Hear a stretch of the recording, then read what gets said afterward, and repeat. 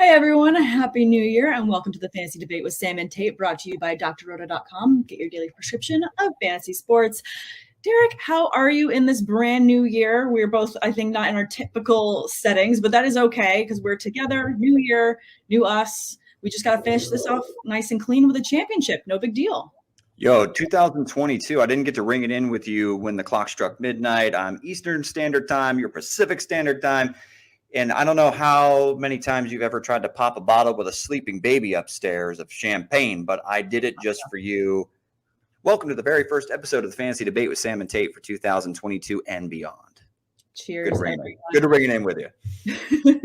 I'm hoping that, like our listeners, you're in just as many championship scenarios. I'm in one myself out of my many leagues. Just grateful to be in the one, but still going to be a nail biter down to the last minute. If you look across this championship, we literally, like every player, it's just like splitting hairs on who's going to take home the ship. I know, and one of my resolutions heading into 2022 is positivity. So as much as we're going to focus on some of those negative things, I'm going to switch it back to a positive, match it out, balance it out. I think that it's uncommon to drink a mimosa at this time of night. By the way, what is your champagne to orange juice mimosa balance? So my ratio tends to be the orange juice is there for color. Like it's more like a garnish than like a 5-10%, right? Just a little. Yeah. It's just it's a whisper of orange juice, and then the rest is all a whisper. Nicely done. Okay, we're on the same page then. Yep. A lot of madness, a lot of things. I got a championship game. I got a third place game. We got some things to discuss. We got some peoples to discuss. Crazy. We're talking about week 17 and championship round. Like it's still weird to say, but here we are. And there's a lot of different circumstances that I think will come up as we're covering these games to a lot of teams that maybe are not playing with the quarterback that we thought they were going to be playing with. Some people still on the COVID list. So you like that? It's going to be a lot of different things. It's a mess to try and sort out right now, but hey, we're doing what we can with it. The "you like that" was a teaser. I hope you picked up on it. I just got it. But good. It happened against my Bucks, circa a matchup against the Washington football team. Go. Let's do this. Let's do this, guys. If you have any questions, please throw them at us in the comments. We'll get to them as quickly as we can, and hopefully we can help you right along with that championship or any DFS plays that you're going back and forth. Throw them at us in the comments. We're happy to have you join us. Let's go down a couple lists. Let's start with the Bills versus Falcons game. This one I think is going to be a little bit different than I first anticipated. Looking at the weather, you're going to laugh at my weather report again, but it's going to be a bit rainy, a little bit snowy, a little bit slushy. So maybe it's going to dampen the passing game for both teams a little bit. But looking at the matchup and looking at that scenario, I'm hoping this is a big bounce back for Cordarrelle Patterson because as of the last couple weeks, he hasn't done what he normally does to get you into the championship. For you, given how he's performed those last 2 weeks, are you still going to be starting him? Depends on the options. I think right now he's kind of dropped back down to where he's come back to earth, right? It's kind of that regress to the mean where we've become accustomed to Cordarrelle Patterson being his entire career, which is like a flex option, if that.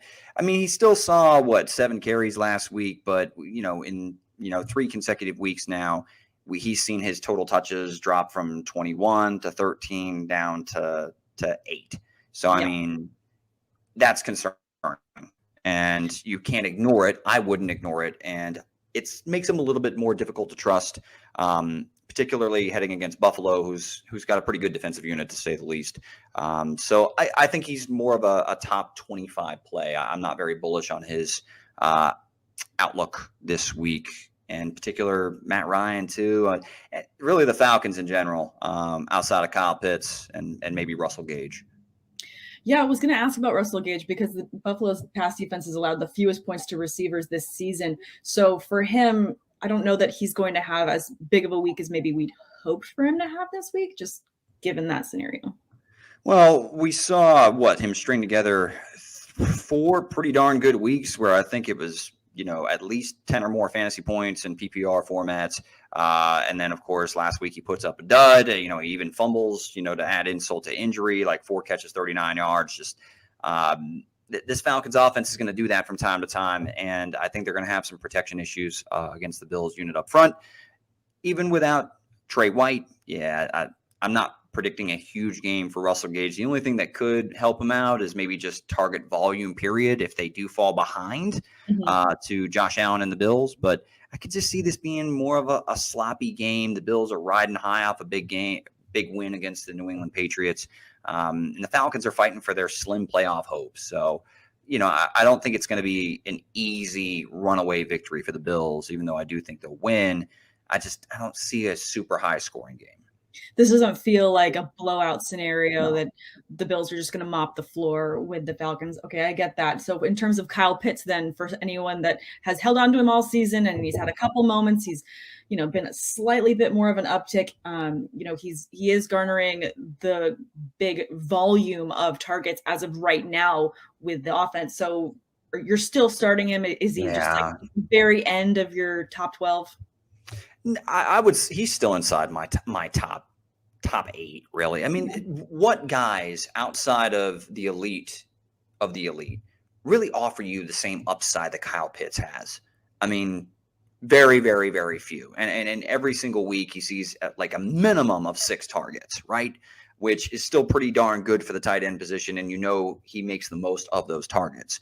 Not an easy matchup, but I'm still going to roll out Kyle Pitts unless you just have a stacked tight end depth chart on your fantasy squad. I'm probably still starting Kyle Pitts in most situations. Gotcha. Let's go on the other side of the ball. Cole Beasley and Gabriel Davis have both been activated off the COVID list. So anyone looking for Isaiah Mckenzie to double down on a great week that he had, I don't think Mckenzie, our boy Isaiah. Like, what?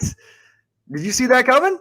I didn't. Nope. I don't know who saw that coming. I mean, you were hoping that someone was going to be able to eat off of the fact that so many people were out, but I don't think that we were expecting that big of a game from him. 12 targets. That's a lot. Like, what, against New England? And 11 for 125 and a tutty? Yeah. I mean, I would like to see him stay involved, but, with Gabe Davis and Cole Beasley, available, like, what is the snap count even going to look like for Isaiah McKenzie? Like, he saw 85 against New England, and then, but his season high prior to that was 29. So I think it comes back to earth. McKenzie's not really somebody I'm willing to start. Maybe I'm willing to throw a dart on Beasley or Davis, depending on your league size. But yeah, I'm mostly rolling with Stephon Diggs and Dawson Knox, and I'm actually considering Devin Singletary. Believe it or not. Yes, I was actually just going to bring that up too, because he's had a touchdown in each of the last 2 games. I know. His volume's been there too. What? His volume's been there. The weather, again, if it's going to be a bit of a snowy one, right? Better for the running game, so even better for him. So for me, I would much rather start him in this scenario, especially if I'm looking at flex options. Patterson or Singletary? Ooh, Singletary. Just because he has gotten in the end zone consistently the last 2 weeks. Okay. Yeah, I'm actually somehow on board with that. As much as Patterson really helped me in a bunch of leagues, but he let me down last week. And I mean, it's hard to ignore Singletary and how he's playing right now. So it's maddening because I predicted that Singletary was a breakout player heading into last year's fantasy draft, and he just never has gotten basically the full-on commitment from the coaching staff. But so far, so good, and he's worth considering against the Falcons in championship week. I can't believe I'm saying that. Hey, people need to get that win by any means possible, and that's exactly what we're here to talk about and discuss. Let's talk about the next game, which is Giants-Bears. Andy Dalton is going to be getting the start in this one. I know, not an exciting game, but there's got to be fantasy potential against such a weak Giants defense right now. Does there? I mean, I don't know. I mean, glimmers of hope. This makes me want to throw up. I mean, I don't. Do you even trust to start Saquon Barkley? No, I know. And that's part of my notes is he's been splitting carries so consistently with Booker. It's kind of hard to even have that hope that he's going to give you flex worthy numbers just with they're using him. We saw what we got from Jake Fromm, and the man embarrassed himself on national television. And Jake Fromm, if he ever catches our fantasy debate, Sam and Tate podcast of week 17 of 2021 season, I apologize if you come across this because you've accomplished far more in your football life than I ever did by even getting a start in the National Football League. But Fromm didn't look ready, and he looked like a deer in the headlights. You know, And if that's what you're going to be looking at, or Mike Glennon, even against a Bears unit that really isn't playing for anything, you saw the fight they put up last week, which is just, I got to tip my hat to the players because I don't think it's Matt Nagy doing a great job. They want him out of there. Yeah. But I gotta tip my hat to the monsters in the Midway. At least they're fighting. And I don't see the Giants. I mean, I'll start David Montgomery. That's it. He's the top play, I think, in this game. Mooney maybe, like a dart throw on Darnell Mooney. But, other than those two, I want nothing to do with anybody in this game. No, I agree. And that's why I have them as the only players that I like in this game too. So my notes emulate your feelings. We're on the same page. Love David Montgomery in this one. Also, if you're going to take a dart throw on any receiver, because maybe you were hoping for a little bit of good KJ Osborne game, which you're not likely to get, talking about the Vikings later. But maybe Darnell Mooney is someone that you could flex your wide receiver 3 that I like in this matchup. Damn it, Sam. I want to be positive for this first day of 2022, and here I am. I'm having to talk about Jake Fromm. Okay, well, let's move on to a game that I think is going to be a bit more of a shootout and maybe a little bit more fantasy fun. All right. Chiefs-Bengals game, I think, is going to be some good volume for fantasy managers. This has got to be This has got to be the one where everyone, makes their winnings. This is where we get the money back. This is like that episode of Friends where Joey says this is where he makes his money back, and then he just loads up at the buffet. This has to be the game for that. I know what you're talking about. It's right after Monica and Chandler hooked up. Like, don't go friends on me. Like, we can go down this road. So that being said, I'm excited about this. I mean, this could be a playoff preview. Who knows if this is an AFC championship preview? I mean, I'm not going to go that far quite yet, but Burrow, I mean, he flashed that LSU Heisman Trophy winning season capability against the Ravens, like a statement win last week with 525 and 4 tutties through the air. Yeah. Joey B's arrived, and well, I don't know. I think it's a little bit too early to say fully arrived, because if you think about it, the Ravens were without a lot of players, a lot of great secondary players that they normally would be able to throw a bigger fight on. I'm not saying that he didn't have an amazing game. You know me, I'm definitely a fan. I'm a Burrow fan. I'm on board. You're a Steelers fan, and you're not liking that they have Joe Burrow and you have Ben Roethlisberger's last hurrah on Monday Night Football. It's going to be an emotional weekend. I get that. But it's going to be okay. No, Joe Burrow is a great future for that franchise. I mean, it's a great fit. They're doing everything they can to make everything work for him, and it's showing. That game showed it. And just everything that he can possibly do. I'm just saying that defense that he saw wasn't the top tier defense, and he wasn't putting any numbers against that. So that's what my only pause is. And I understand the flip side of the coin. You're not playing against a beat-up Ravens unit. You are playing against, arguably the baddest man on the planet outside of Tom Brady and Patrick Mahomes. And the Kansas City Chiefs, who just mollywopped your Steelers without Travis Kelce. And Tyreek Hill only caught his 2 passes on the first drive of the game. It was – I mean, you talk about a statement win. Yeah, the Bengals – so did the Kansas City Chiefs, and they've looked great rattling off 8 straight wins. So it's going to be a very intriguing matchup. I'm starting everybody okay, not everybody, but I'm starting the studs in this game without a shadow of a doubt. And I think that this is probably going to be a high scoring affair. Would not be surprised at all if it's going to top 55 or 60 total points. No, I agree. I'm definitely betting the over. I don't know if you just caught the Rose Bowl, but that one was definitely you bet the over because they hit over 90 points in the over combined between the two teams. College football. Love me a big bowl game that's going to give you crazy points. So that was a fantastic one. But this is going to be a huge scoring game. The Music City Bowl was also pretty good between Purdue and Tennessee. They scored like 4 touchdowns in the last 5 minutes of regulation. It was that was a great one too. So yeah, sorry. I'll see it Aiden again. O'Connell, 500 and something yards and 5 touchdowns. Anyway, I digress. Let's move on. Just I agree with you, and I want to emulate that. And you're starting absolutely everyone from this matchup. I mean, there isn't a player that I wouldn't start. I mean, obviously CEH is out. Darrell Williams takes a big uptick in touches that he's going to see, so no hesitation in starting him here. T. Higgins must start, obviously, because Jamar Chase has been drawing double coverages. It has just helped Higgins take the next big step as an elite receiver, has tons of opportunity. Tyler Boyd has tons of opportunity.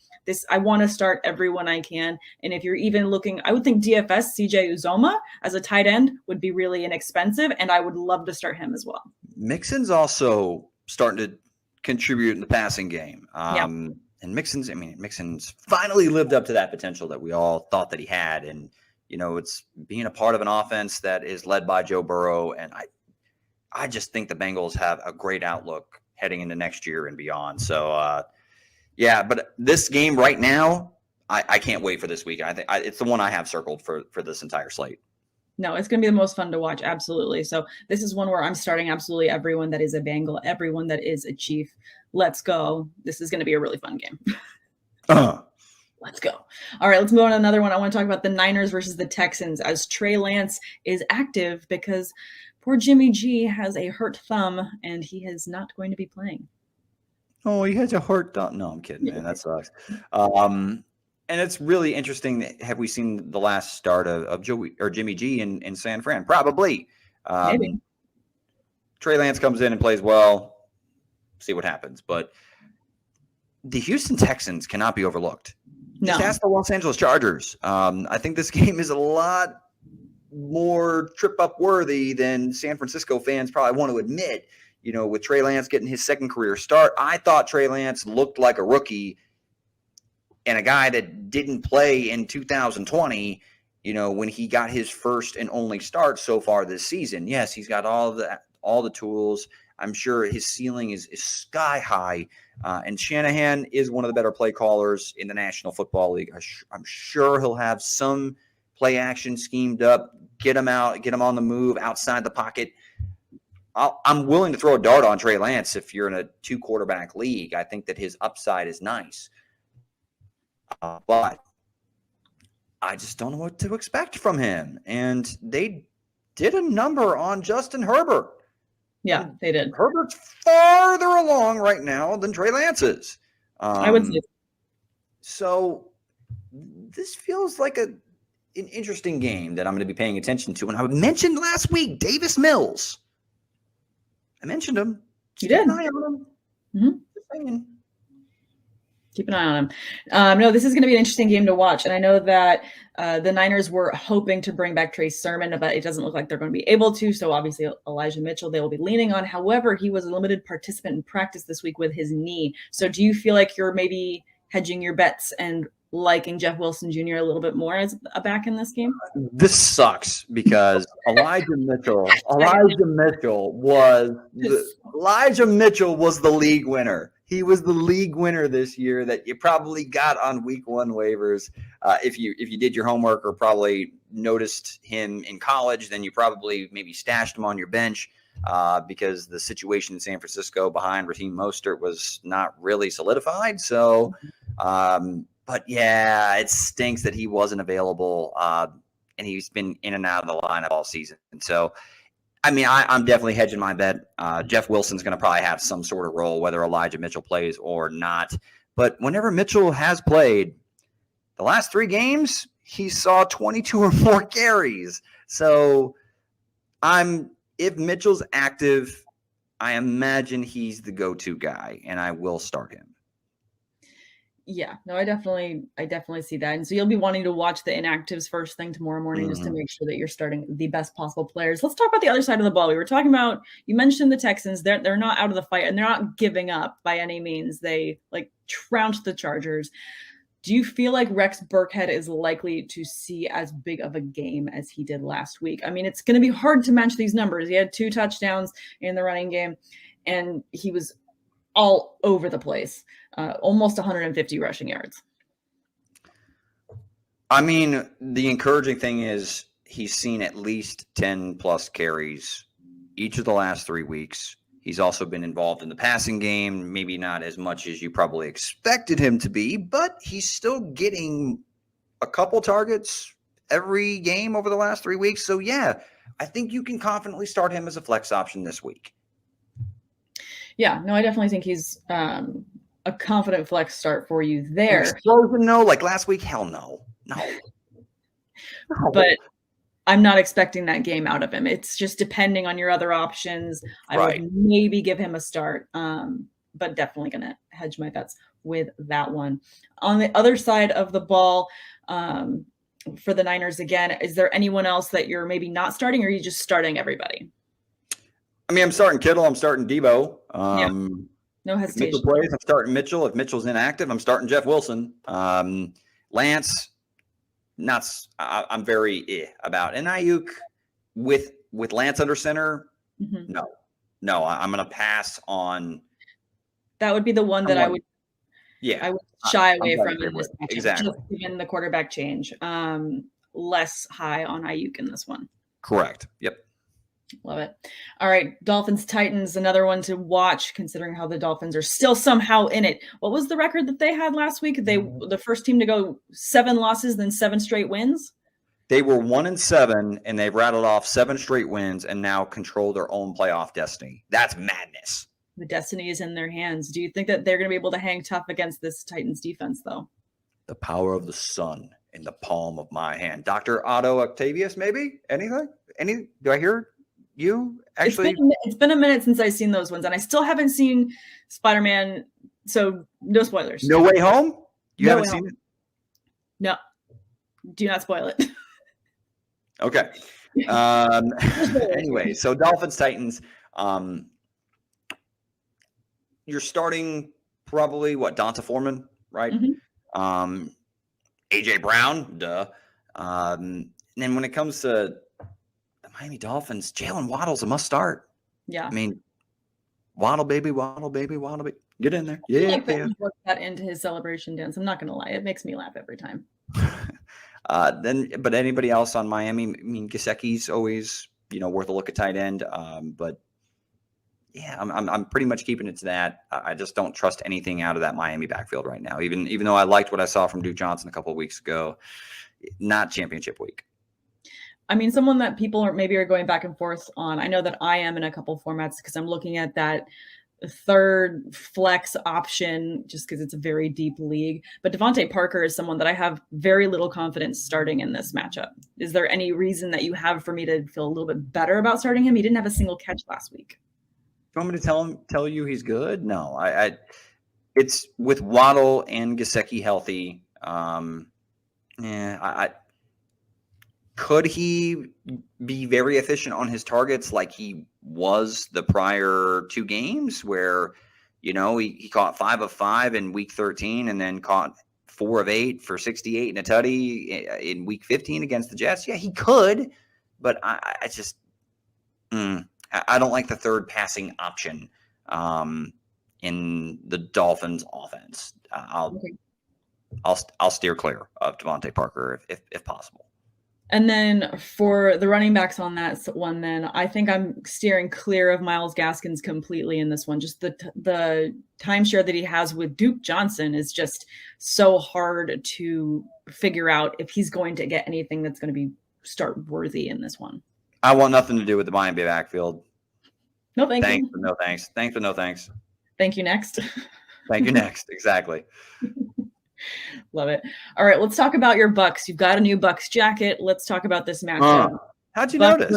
It's hard to miss.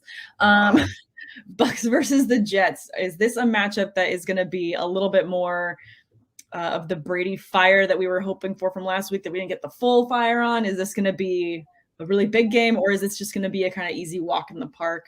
Nothing too crazy for Brady to have big fantasy numbers in this one. I think you're going to see something similar to last week, probably around 200, 250, yards through the air, probably I'd say 2 touchdowns.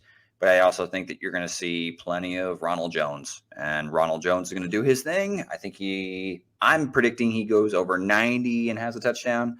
Okay.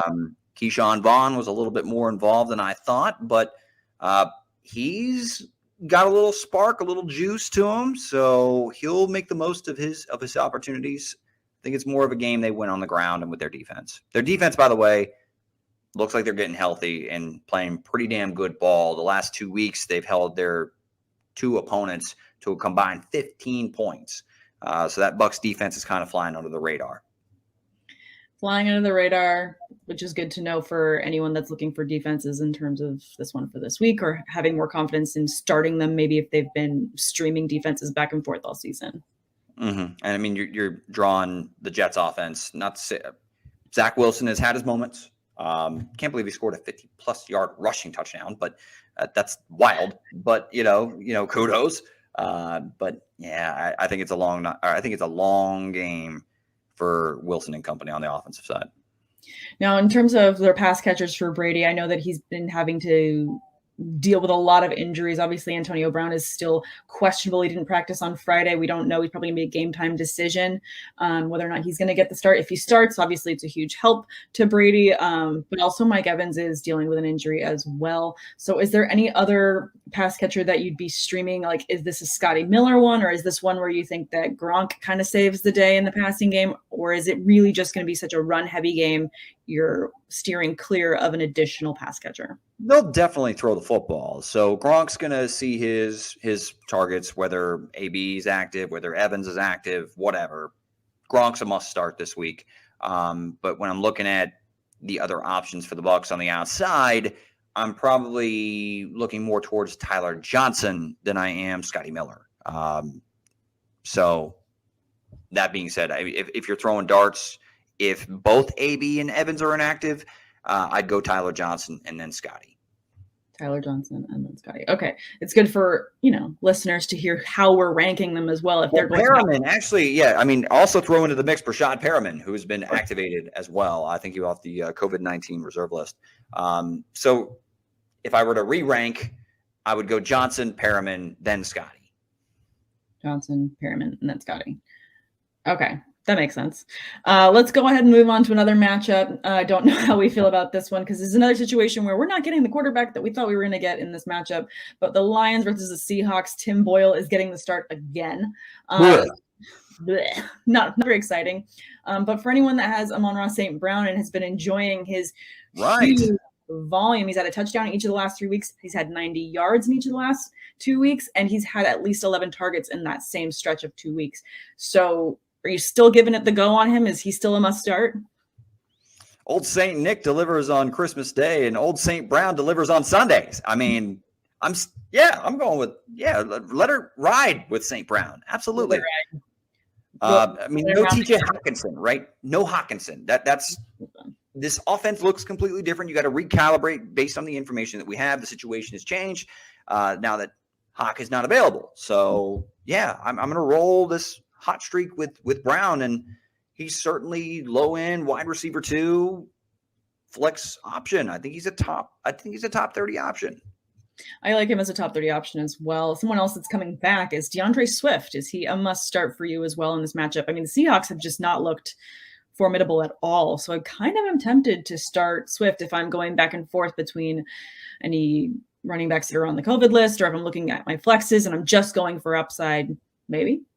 What the hell has happened there in Seattle? I mean, Pete Carroll, Super Bowl winning coach. Russell Wilson, Super Bowl winning quarterback. Bobby Wagner, a future Hall of Famer at middle linebacker. Like, this team has leadership, yet it seems like they're leaderless. It's weird. That's a really good way.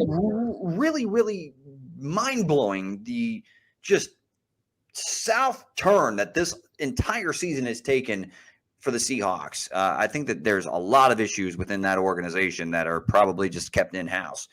But, I mean, that being said, I'm starting DeAndre Swift. Hell yeah, I am. I'm letting it ride. And are you starting Russell Wilson in a gotta-have-it week against the Lions? I mean, it feels like a matchup that, I mean, if you just had it on paper, Russell Wilson against the Lions, you'd be like, oh, yeah, absolutely. I wouldn't hesitate. No-brainer, right? No brainer, but you are pausing a little bit in this one. I don't think that you're being so bold as to bench him by any means, but at the same time, it is, it's hard to even say. It's giving me pause. I don't have a ton of confidence in this one. We can talk about the pass catchers as well. I mean, how confident are you with Tyler Lockett in this matchup? I mean, he only had 3 catches last week against the Bears, and then DK Metcalf, who's absolutely just tanked, at least got a touchdown last week, but he still only had 2 catches. The poor bastard has been phased out of the offense. Like, DK Metcalf is, I think, one of the best wide receivers in the National Football League. Like, and Russell Wilson I still believe in him as like one of the premier quarterbacks in the NFL. Yet I don't know if it's the play calling. I don't know if it's Russ and DK not being on the same page, not vibing together. I don't know. Like, just from an observer from the outside, I can't diagnose properly what in the world is wrong.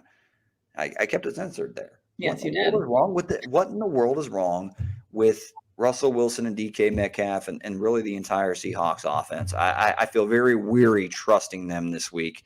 Russell feels like barely a low-end QB1 against the Lions. Wow. Yeah, and I feel like Lockett and DK Metcalf kind of have slid down, to wide receiver 2, wide receiver 3 range consideration. And in terms of DFS, I'm steering clear. I just don't really want to spend the money or even take the risk. I'd rather look elsewhere for more upside and just in DFS formats. But for my championship, I feel like I'm hard pressed to bench them unless I have better options, unless I made a trade and for some reason I have better receivers, then I'll feel more confident in benching one of them. But you're starting them in a flex, again, wide receiver 3 scenario.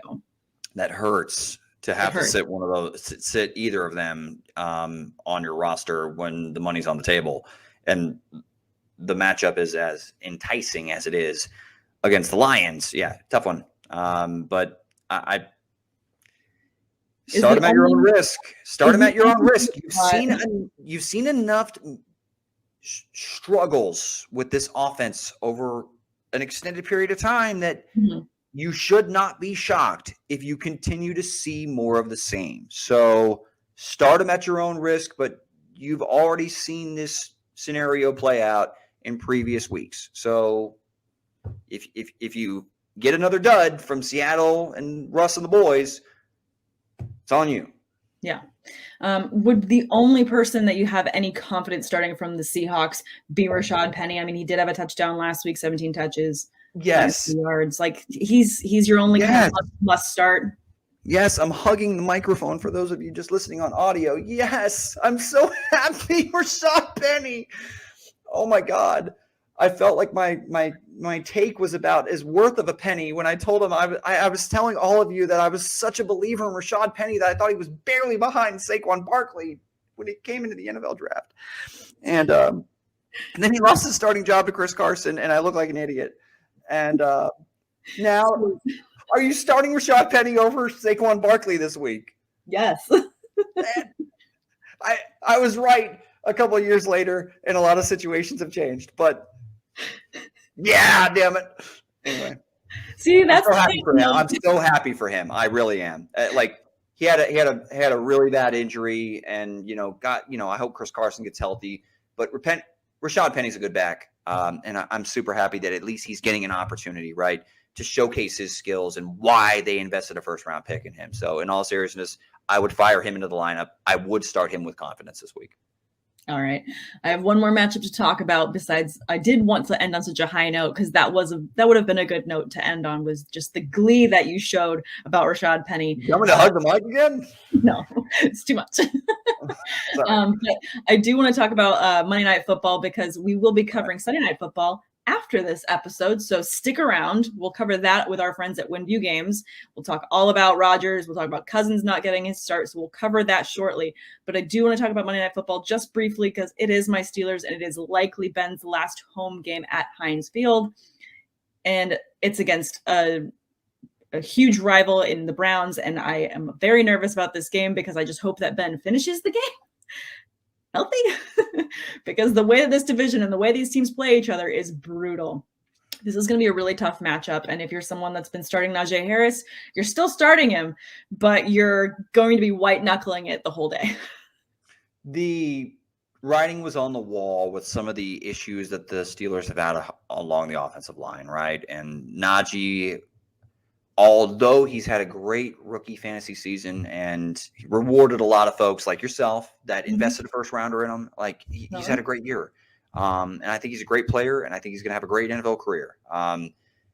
But his efficiency hasn't always been there this year because of the fact that they have some issues up front. And Ben has not been able to consistently connect with some of his options on the outside down the football field. Not to his fault, though. I mean, certainly it has a lot to do with Claypool and Johnson and their issues consistently with drops.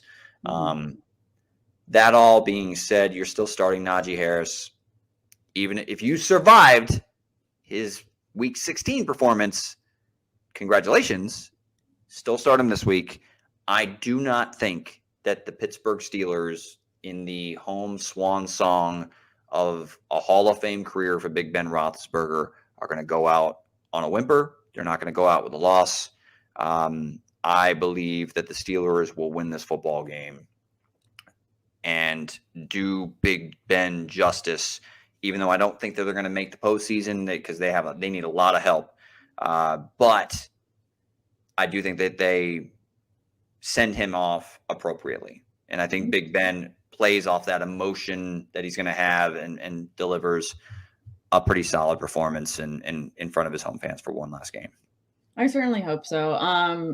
That's what you want for any player that's kind of leaving, and as they, like you said, swan song, leaving it all behind. You want to leave it all on the field, and I hope that he absolutely goes off and that he has a fantastic game. I do think that Najee Harris is going to be okay against the Browns. The last time he saw them, he did have a touchdown and over 90 yards in the running game. I think it's going to be a heavy volume game. He's been so successful, like you said, compared to the other pass catchers in terms of drops that I've seen. He's kind of their piece.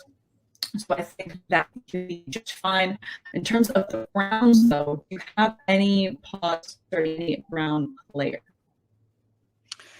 So the Cleveland Browns, I'm still starting Nick Chubb. I'm starting Jarvis Landry. I'm not going to start any of the tight ends. Baker Mayfield, no thanks. I've got a couple IDP questions for you. Okay. Myles Garrett is dealing with a groin injury. TJ Watt is dealing with cracked ribs and playing through them last week, but was in and out of the lineup, was pretty much a non-factor against the Kansas City Chiefs. Yep. When it comes to the Browns too, they're also Jeremiah Owusu-Koramoah is dealing with an injury and is questionable heading into this weekend or heading into Monday night. Are you starting both of these defenses with confidence against Baker Mayfield and Ben Roethlisberger and thinking this is going to be kind of a low-scoring affair where there's a couple big plays that Big Ben generates, or is this going to be a higher-scoring affair where you're staying away from the defenses altogether? I might try and stay away from them altogether because I think this is going to be a bit of a mixed bag just in terms of what the defenses are going to be able to do to keep up. I do think that there's going to be a couple picks in this game, probably on both sides of the ball. I think there's going to be a little bit of sloppy moments, but the score really makes me wonder whether or not I want a part of any of these defenses going into this matchup. I would much rather start a defense playing Sunday than on Monday night as well. I mean, you're in your championship. You want to get it over with. I'd rather do that than be waiting and hoping that one of these defenses gets me that championship. I know. I've got IDP and I've got Myles Garrett and TJ Watt, and I've been wrecking teams all season long. I'm in the championship round, but I've got to wait till Monday night for both of them. That's brutal. And neither of them were anywhere near 100% last week. So I'm like, do I even start them? It's like, damn it. This is what fantasy football does to us all. It does. We have decisions. We have to live with them. And that is the theme of 2022. I'm going to be positive. I'm going to start them both, and they're both going to kick ass. And there you go. It's going to, like you said, TJ Watt's not going to want to miss out on this one again because this is a game for Ben, and he's going to want to get him that win as well. So I think they're going to be very tenacious. So go ahead and start both of them. It's going to be a crazy game, but in terms of just playing defenses alone, I would stay away. There you go. There you go. All right. Thank you guys so much for listening to this one. Like I said, stick around. We're going to be going live again in just about 5 minutes, and we're going to be covering the Sunday Night Football matchup. So we'll answer those Packers questions, those Viking questions that you might have, and we're going to be covering it with our friends over at Winview Games. So please stick around for that. And thanks for listening to the Fantasy Debate with Sam and Tate. Check out all the other content, seasonal and DFS tools, as well as premium access to our staff for your fantasy sports questions over in our members-only Discord right here at drroto.com. We'll be right back to talk about the pack. Until next time, later says the Tater. Hit that outro. Let's go. Thanks for stopping by the office. Get your fantasy prescription by subscribing to the channel and checking out drroto.com. And until the next visit, be well